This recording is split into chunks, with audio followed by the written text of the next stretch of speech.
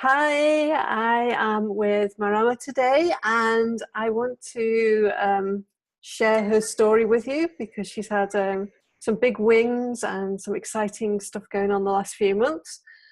So, can you tell us who you are and what you do? Yep, my name is Marama Carmichael Kishimoto, and I live in Tokushima, Japan, with my Japanese husband and three children. And my husband and I run two English schools together. Um, yeah, So, how old are your kids? my children are 8, 5, and 3. So, they are at school and kindergarten, or? They're at school, kindergarten, and nursery. Three Right. different. That's Three right. different places. That must be difficult with the whole juggling of Yeah, well, next year the kindergarten, my daughter in kindergarten will go to elementary school with my son, so there'll be, one less to juggle. yeah. And what is your background? Where did you come from? Like, I was born in New Zealand, but my parents are from the UK, so I actually grew up in Scotland. And after I graduated from university and was doing several jobs I didn't really like, I decided I would try teaching English as a second language. So I started doing that and I really enjoyed it.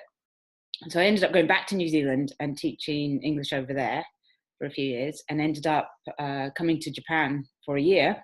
And that was 10 years ago now. So I know that story. So, what happened? So you came to Japan, and then what happened? Can you then elaborate? I was teaching English at a little Akawa, and after about a year, I met my husband, and we we got married and started our own school about 8 years ago. We started our first English school together, and at the time he was a farmer. He was working for his family business, and so he did the trials with the parents and talked to answer the phone, and I actually was teaching the lessons, and eventually we got enough students that he could stop farming, which didn't really make much money anyway, and we put all our effort into our English schools, and then a few years ago we opened a second branch. And now he teaches more than I do, actually. So Oh. So his English is good then. his English is very good. We speak English at home. Mm-hmm. We're raising the kids bilingually. It's one of our biggest issues that we agree on. Is both to raise them bilingually and to make an effort to do that. So Hmm. you got the two schools and you're teaching and everything. So where were you at before you joined the Kaizen Revolution? We're running our English schools, but because of our kids are still quite small, I stopped teaching in the afternoons and the evenings, and we actually hire other teachers to teach then. And I was feeling like I wanted to do something else. So before that, I felt like I had a need to do something else, but I wasn't really sure what to do or how to go about it. So what was your biggest problem? Was it not knowing what to do, or? Um, not I had some ideas, but not knowing where to start. Um, so I didn't have a lot of confidence in making things or doing things, but I had an idea that I wanted to start making material for our students and our classes. Because teaching English, it's quite hard to get the material, the right games and the right activities that you actually want to use. So you know what you need, but it's really hard to find it. So I decided to start making my own material and using them with our classes. So when you joined the Kaizen Revolution, what happened? When I joined, I started to get more focused on what I actually wanted to do and how to go about it. So it helped me. It helped me a lot. So I started teaching myself how to draw.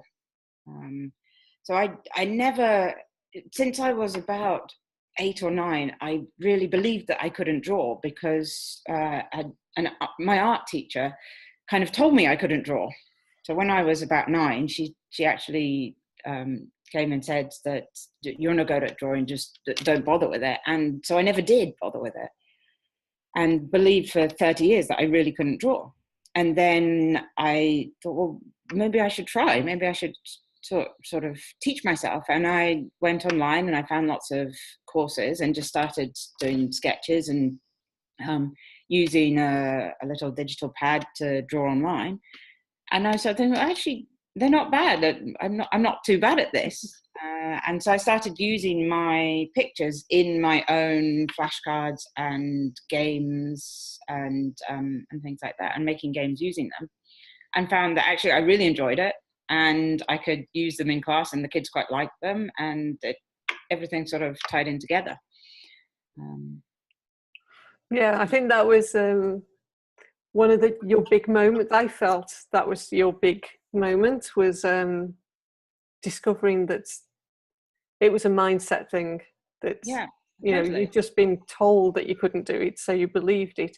And I think that happens to all of us in different ways. A block there, just totally blocked on it. No, I can't draw. No, I can't draw. I really can't. And I just said it over and over again and really believed it. So you've taken those materials now and you sell them on Teachers Pay Teachers?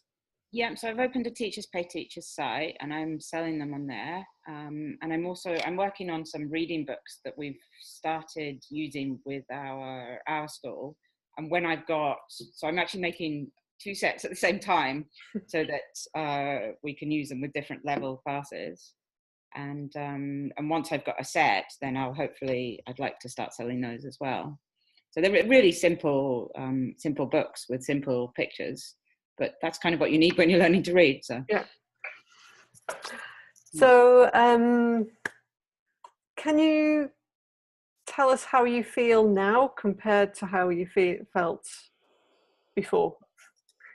I feel like I have a plan now, and I know where I want to go, and I just have to take the little steps to get there. Because I've realized that you can't just jump in and be incredibly successful at something immediately. You have to build up. And I think the whole Kaizen thing really works with that, with the little steps, and keep going. Because I do have a tendency to rush in at something and then slow down and sort of, I quite often quit things in the middle because I lose confidence in it. And I think the keep going and don't lose confidence, and having the support group stops you losing that confidence and kind of encourages you to carry on and keep going. So I think that really helps, having a support group behind you, so that if you do have your self-doubts, and I think we all have self-doubts. For sure. But when you start having those, you can actually jump online and people can say, no, keep going, do this and do that, and sort of encourage you to carry on. So yeah, totally. I think the support group is, like you say, it really helps you to stay on track, and having like lots of different ideas, people with different ideas, and help and advice has been really good as well. Not just me bringing what I know to the table, but everybody's got their different backgrounds. Mm-hmm. So how did you feel when you first started doing like the goal setting and the success path and things? At first I was a bit like, I'm not sure I can do this goal setting this often, but I actually found it really helped. And I know I need to go and do mine now because I'm a little bit behind in my goal setting, but I know that if I sit down and do it, it will help. So especially when I start to feel like, oh gosh, I've got so many things on, and I need to do this and I need to do that and I need to do that. That's when I need to sit down and set out my goals and plan where to put my energy and where to put my focus. Yeah. I need to today. So, with your success path, what was your first step? How did you actually dive in? Do you remember? I think the first step for me was opening the Teachers Pay Teachers store and actually getting something on there. So it was, I think it was one of the first masterclasses I did was what's it about the Teachers Pay Teachers, and I was quite nervous about getting something up there, but I knew if I got one up, then I would follow it with more. So I just worked hard to get something up there, and once I had something on, I think I put a free card games up, and then after that I could then get more on. But it was sort of taking the first step pushed me into doing more. So. Yeah, it is that first step that's the difficult one, and I love the whole like Teachers Pay Teachers or digital content to sell, because you don't have to do a great deal once it's made. It's made. Yeah. So, how did it feel once you got it up there? It was really good. Yeah, once I got it there, and I wasn't quite sure how to then tell people. I mean, there's a little link that you can then say put it through Facebook. So I did that, and a few of my friends went, "Oh wow, you're doing this now." And I'm still not very good at marketing, and I haven't done a lot of that. But I'm making a lot of content, and I will get around to sort of the marketing side in the future. All right. So, if you hadn't joined the Kaizen Revolution, what do you think would have happened? Where would you be now? I don't think anything would have happened, actually. I think we would just be teaching. I might have started making some material, but I don't know if I would have got the confidence to use my own images in it. But I probably would have just made some basic things for my students, which then I would just use with them and not have put out there. Yeah. So, your wins. Now, I know there's a big win in here. Yeah.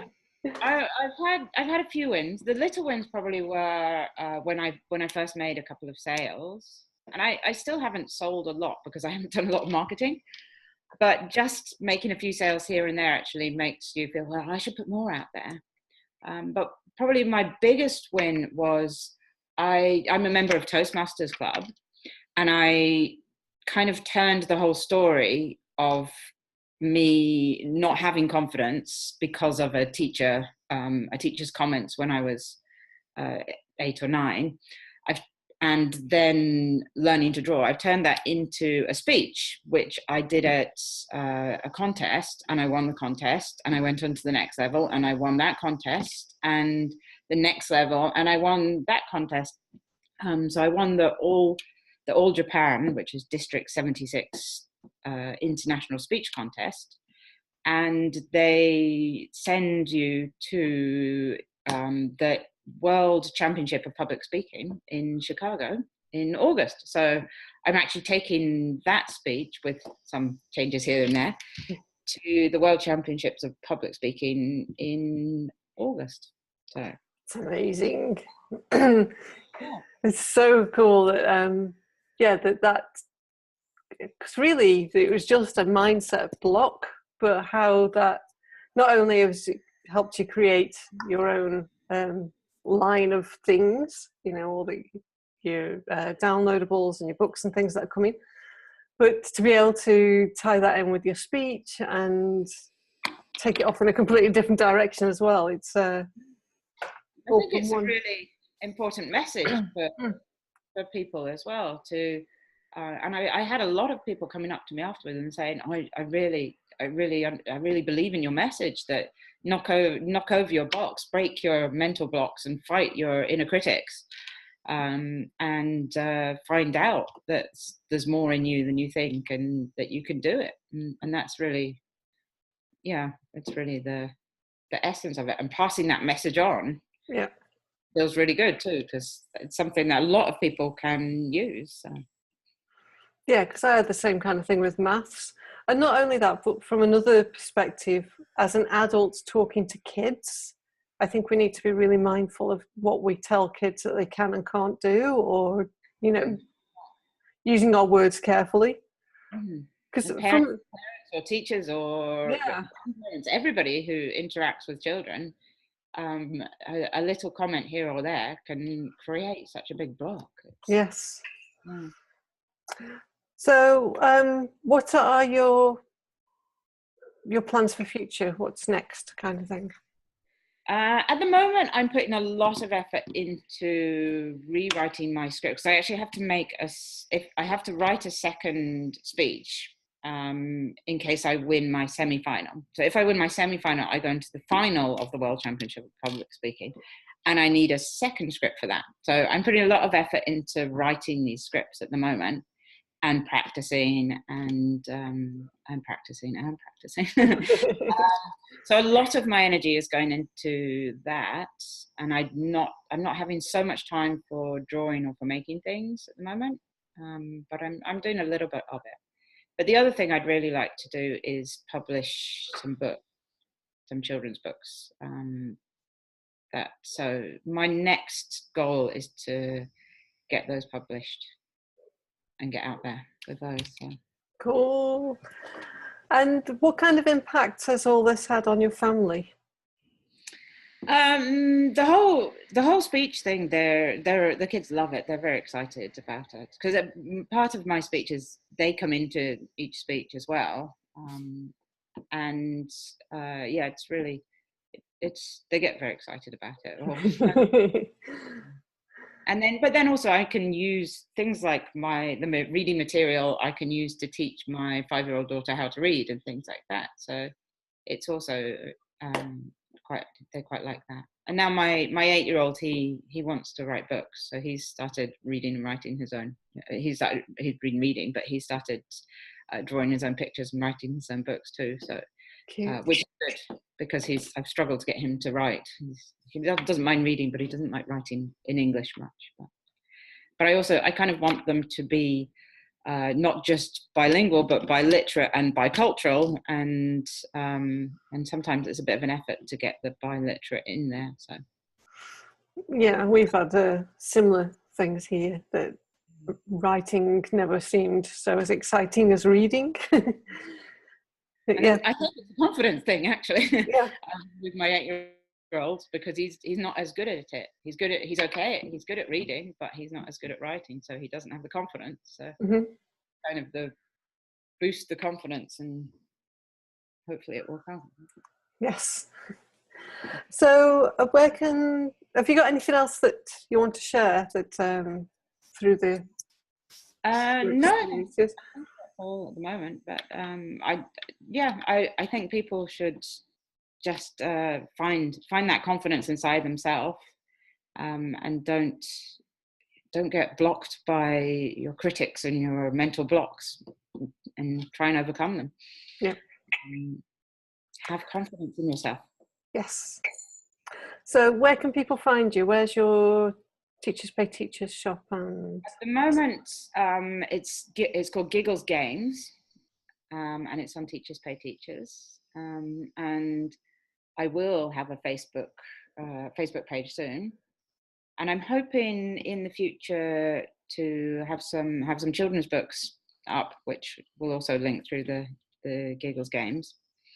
And in a few months, you might be able to find my speeches on YouTube, but they can't go up on YouTube until after the contest. So in case my competitors find them, things like that. So.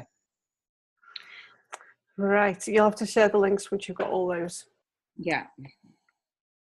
Well, thank you for joining us and sharing your story and your wins. Thank you. Good luck with the contest. Thank you. Yes.